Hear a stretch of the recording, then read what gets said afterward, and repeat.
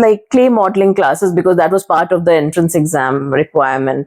And I really loved the medium. In Bhopal is when my journey had started, and I worked with terracotta and all that. I learned a lot, and I really got, I mean, I knew that I've taken the right decision. If this is what is my next 4 years are going to be like, exploring different mediums and making things with my hand, this is where I want to be.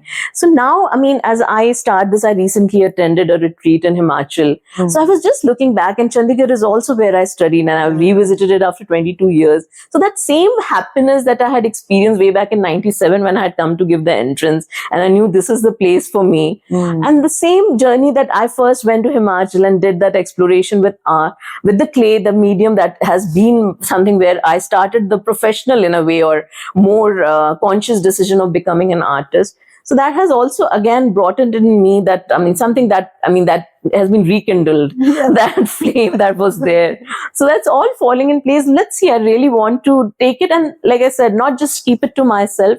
At this point, I want to combine storytelling. I want to combine all these different mediums. Clay has its own, I mean, it has its own, property, way of telling stories. And it is powerful. It kind of gives you so much, because I always, even when I taught clay modeling to my students, that it's like an infant. You have to give it a lot of love and care.